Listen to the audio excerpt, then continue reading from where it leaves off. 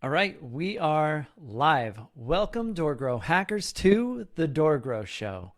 If you are a property management entrepreneur that wants to add doors, make a difference, help others, impact lives, and you're interested in growing your business and life, and you're open to doing things a bit differently, then you are a DoorGrow hacker. DoorGrow hackers love the opportunities, daily variety, unique challenges, and freedom that property management brings. Many in real estate think you're crazy for doing it. You think they're crazy for not, because you realize that property management is the ultimate high trust gateway to real estate deals, relationships, and residual income. At DoorGrow, we are on a mission to transform property management businesses and the business owners. We want to transform the industry, eliminate the BS, build awareness, change perception, expand the market, and help the best property management entrepreneurs win. I'm your host, property management growth expert, Jason Hull, the founder and CEO of DoorGrow. Now, let's get into the show.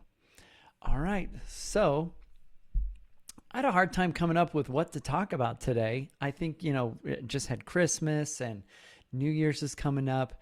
We're sort of in this time period where I think for a lot of business owners, we tend to start focusing on our business because we've got a little bit of downtime, a little bit of free time, and some quiet moments maybe. And then we're also spending a lot of time focused on family and spending time with family. So one of the things I wanted to talk about today is what I call the 4 Ds to revenue in property management. I also sometimes call this the 4 doors to revenue, and sometimes visually we'll showcase 4 doors. So when I'm explaining this or coaching clients on this or teaching this. So the 4 Ds to revenue are really 4 numbers that when multiplied by each other equal the gross revenue of your company. And so just to drive this home, with multiplication, right, each number is so important that if any one of these 4 numbers metrics wise in your business is a 0, you make $0. That's how important they are. And if you move any one of these numbers, if they're a 1, for example, and you move it to a 2 and you double it, you double your revenue. That's how important multiplication can be in generating revenue in your business. So let's go through these 4 Ds to revenue. Now, the first D is deals. And so in looking at the revenue of your company and trying to grow your business, you want to get on clients that are bringing to the table multiple deals or deals on the regular. And you need to calculate how many deals are we getting on roughly right now, right? That would be some sort of number, right? You're getting on a certain number of deals. The next number, the next D would be doors per deal, right? Now, the reason I separated these is a lot of clients, especially in single family residential in property management, equate these things to the same thing. They're like, I get on a deal, it's a door. Now, that second D, to separate that out, is important. That second D of doors means doors per deal. So that could, and if you move the needle on this just from like a 1 to a 2, you double your revenue, right? So for example, this could mean that you're getting on more investors that have 2 or more doors on average. And so maybe your average moves from a 1 to a 2 or maybe to a 4. So that can be a significant multiplier in your business. So if you're getting on clients that they're bringing on lots of deals, they're doing lots of real estate deals, they have multiple doors, and maybe each of their doors or each of their deals has multiple doors, then these numbers tend to add up quickly, right? The third D is duration. This is how long can you keep them as a client. This connects heavily to lifetime value, right? So there is a 10 times difference, for example, between an accidental investor that's only going to stick with you for a year and a 10-year buy and hold, right? There's a 10 times difference. And so if somebody's going to keep their deals and their rental properties in place for a decade, that's massive. Now, where I see a lot of property managers really struggle in terms of growth is that they have so much attrition that they have to replace almost every door that they get on every year, or at least like half. So if half of your portfolio are accidental investors, for example, or 1 year, shorter term, that they're not going to stick with you, then you're going to have trouble growing your business because you have to replace all of those doors every year. So I've seen clients have a majority of their portfolio when they came to us that were these accidental investors that couldn't just sell the property and they decided to rent it out just for a year until they could get it sold.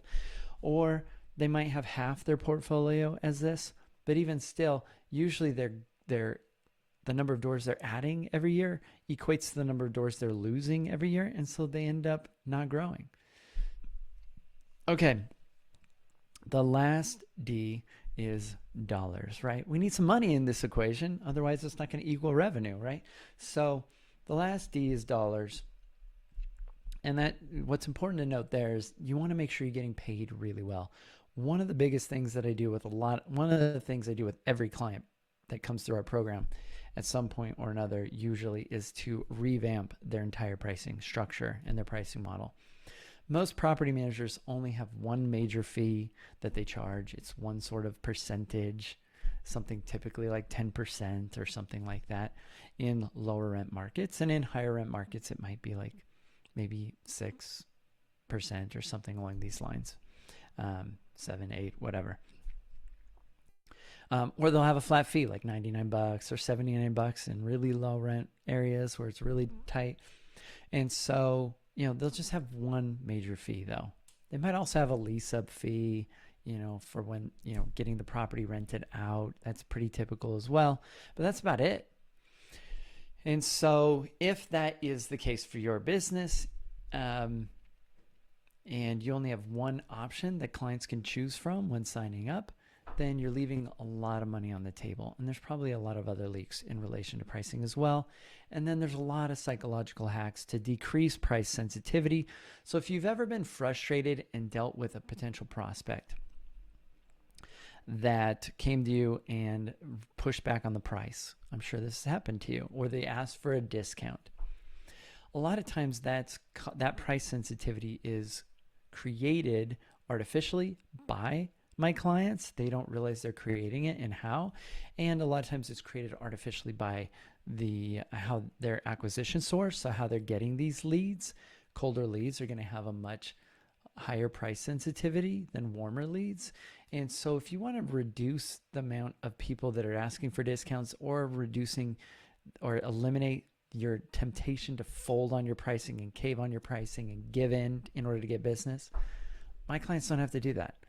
You need to be more effective with your pricing. And so dollars is really significant as well. So if we take all four of these things together, and this is a secret, this is one of the secrets in property management that I teach.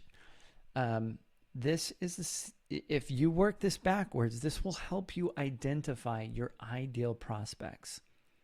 It takes just as much work to get on crappy clients, maybe more, than it does to get on good clients. And so if you want to sit down and figure out what's my ideal client, look at these 4 Ds. What would their situation look like in relation to these, right?